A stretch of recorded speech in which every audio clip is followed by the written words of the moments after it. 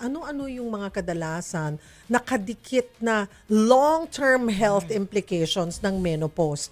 Kasi minsan, ang binibigyan lang po natin ng halaga mga kapatid, yung signs and symptoms. Yes, Pero oo. hindi natin naiisip, meron pang mas malalim or pwedeng mas seryosong implikasyon itong menopause sa ating kalusugan. Fearful tayo dapat sa long-term complications. The first one is bone protection. Ito kailangan. Iniisip nila, pag magme-menopause na ako, saka na lang ako iinom ng calcium. But the development of the bones start when you are still in the adolescent stage, no? So dapat meron ka ng supplementation. Pangalawa na long-term complications is cardiovascular.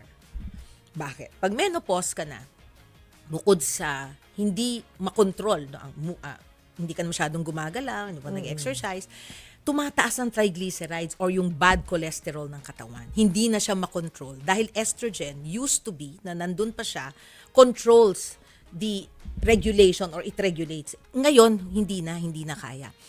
Plus the lifestyle. Alam mo, Miss Cheryl, totoo yung sinasabi mo na, yes, there's medicine, but there seems to be another factor, which is lifestyle. Yun talaga. Kasi maski na, sabihin na natin na, Miss Cheryl, may hypertension ka na, may tumataas na yung cholesterol mo, bigyan kita ng gamot.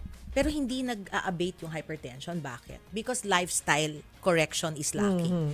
So, ito yung talagang magkasama. In fact, a lot of menopausal women do not overcome the problem because they don't wanna change their lifestyle. You know? So ganun yung nangyayari. So itong dalawa, ito talaga. Napangiti ako, guilty. Okay. So itong dalawa ang pinaka nakakatakot because they may be fatal. Bone problem from menopause may be fatal because of fractures. Kasi ma'am, there's hip fracture and osteoporotic fracture. Dati, nung sinasabi natin yung mga bone mineral density test, sinasabi lang niya na marami ka pang calcium sa buto. Yun lang ang sinasabi niya. Pero hindi niya sinasabi gaano ang propensity mo ma-fracture in the next 10 years. Kino-compute din yan. So, kailangan pag nalaman mo yon, imo-modify mo na yung lifestyle mo. So, we have the bone, cardiovascular, genitourinary. Hindi lang sa dryness, sexual contact, pero yung protection ng daanan ng ihi kasi konektado sa kidneys eh. So kapag parating hindi ka hydrated, menopause ka na, hindi ka pa hydrated, yung pag-ihi mo, yung mga sediments ng ihi, hindi mo na ilalabas. So they create stones. Yung nipis ng lining ng daanan ng ihi, biglang magugulat ka, may dugo yung ihi ko. Pag tinest namin, walang bato, walang infection, yung pala, pag hydrate mo lang yung pasyente at binigyan mo ng estrogen, gumaganda na yung ihi. So, there are 3 important ones. Number 1 is your bone, cardiovascular, genitourinary, at isa pa, ang menopausal woman is prone to diabetes because of insulin resistance. Alam mo, Miss Cheryl, yung insulin resistance. Yung insulin resistance, pag kumain ka, yung katawan mo, magre-release ng insulin yan automatically para makontrol yung blood sugar levels. Sa menopause, may resistance na yan. Pag nag-resist yan, tataas yung insulin kasi sabi na insulin, stimulate, sige para bumaba, hindi nagre-respond. So, ang mangyayari is, the body will now act on the fat. Ipe-preserve niya yung fat para siya yung magamit later. Kaso, hindi siya ma-breakdown dahil hindi gumagalaw yung menopausal woman. So, magde-deposit ngayon yung fat sa mga areas na kitang-kita mo.